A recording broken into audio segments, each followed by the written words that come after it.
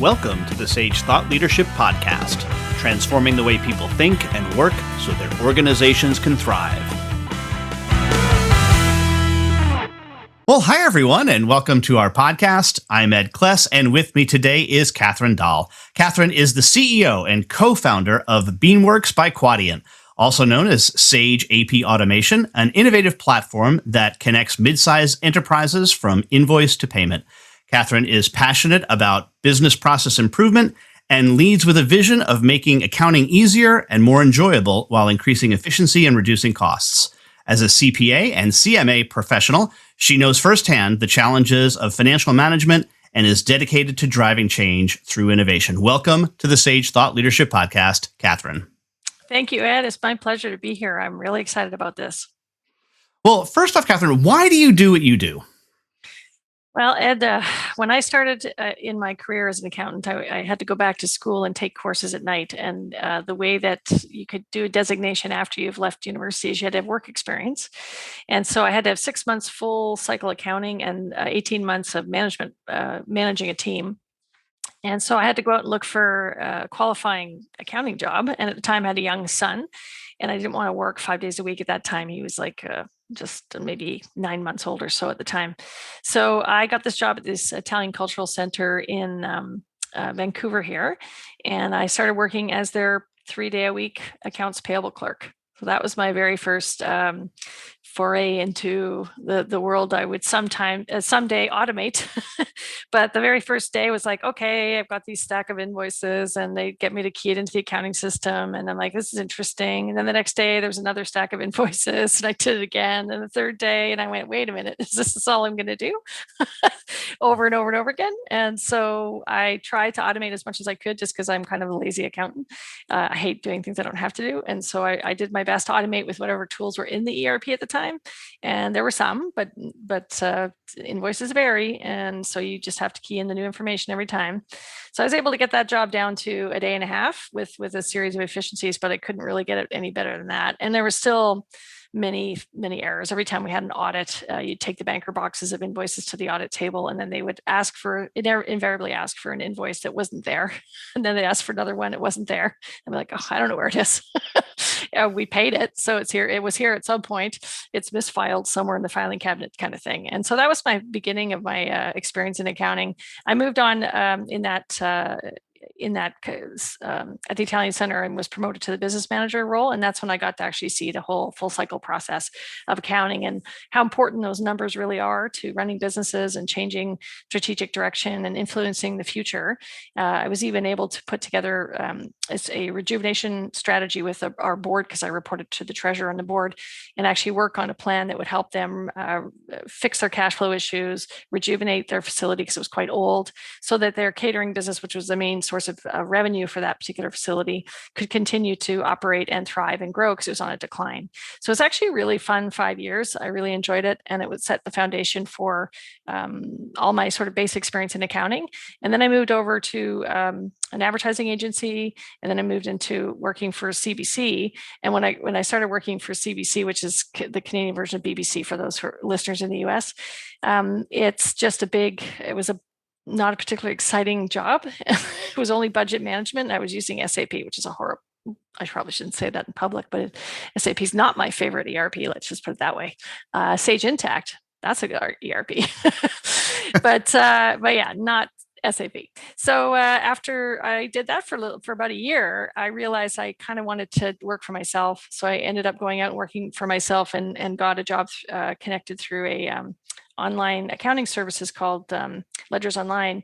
And that's actually ultimately what led me to Beanworks. And when I was helping implement the first version of our software as I was the client, and I was helping implement it with this new startup called Bean Services that was automating payables. And I thought that was the most brilliant idea ever because payables is so painful.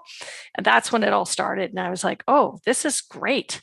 And then the guy who started that company, Jared Leviton, he actually needed to promote it and he wanted to write an article in the accounting up here, which at the time called CMA. So the CMA Society had a magazine in BC, and then there was a national one that was published, and now it's the CPA magazine. but he couldn't write it because he wasn't a CMA. So he had to find one to write it. And he asked me to. And when I said, sure, I'd love to do that, I'll get education credits for my designation. And I'm very passionate about this topic. I think it's a great idea. And hadn't even heard of it. I mean, at that time, cloud accounting that was like 2009. So cloud accounting was something most accountants didn't understand what it was. And I actually spent a lot of time educating people just on that when I first started in this. But in doing the research and seeing what was going on at the time, very, very early days of AP automation, it was amazing the impact automation could have on this not fun job. No one likes doing payables. No one. So it's like, this is great. So I just did a huge article on that. It ended up getting published locally, and then it got published nationally. And then the passion just kind of grew from there.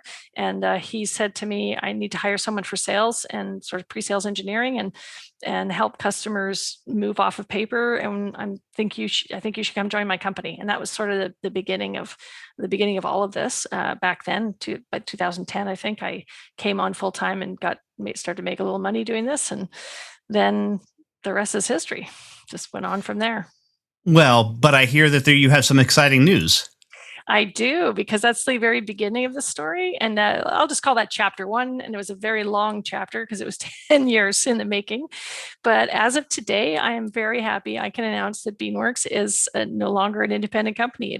It was just acquired by Quadient, which is I call them the Pitney Bowes of Europe. They also bought YayPay last July. So between their AR solution and now their AP solution, they're hoping to be the platform that connects businesses. They have 500,000 customers, I think 200,000 in North America alone, and they are out for world domination. But they just rebranded, so their name Quadient isn't quite as well known here as it will become over the next year, because we're going to make a lot of noise about it. So we're now Beanworks by Quadient, and we're the cornerstone of this new platform that they are putting together to take a digital their mailroom. They were like a mailroom system, so parcel systems, stamp machines, that sort of thing. And that's a dying business, obviously, especially in the last year. Nobody's who's printing mail anymore. not many people. And so that they're trying to be the digital version of that. That's their goal. And so we were a big piece of that. They also bought Parcel. I think it's called Parcel Packages out of Irvine, California in 2019. So they want to be that place where if you do send a parcel around, they have parcel machines, they have parcel locker boxes, and then for businesses, they want to be the connector. And they also have a customer success management software for large enterprise. They've got some really large customers. That's a very successful software application. So they're all about business process automation now, and we're a big piece of that as of today. So I'm super excited. The next chapter of Beanworks. Well, that's awesome. Yes. Yep. Great stuff. And, it's funny. There's so many people are worried that the bots are coming to take their jobs. And I look at it this way, as you point out with the AP invoices, if a bot can take your job probably sucks anyway. Yeah. Because, right. But Catherine, we have an exit question that we ask all of our guests, and that is, who is a hero of yours and why are they a hero?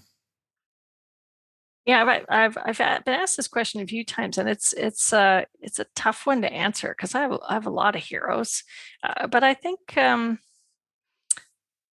it's hard to pick one. I would say my top ones are Shannon Cisco from Subservio and Para Data Systems. She is a Gazelle coach, lives up in Whistler, managed to do 2 successful startups out of Whistler, she's now a coach and a global speaker on the topic of scaling up, and her version of it called Metronomics.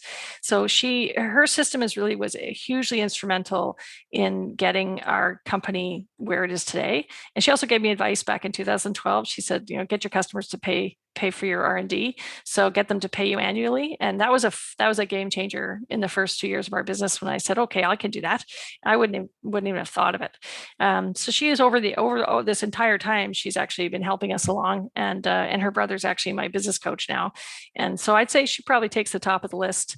And then there's always Sheryl Sandberg. So I like her too, and her book on Lean In. All right.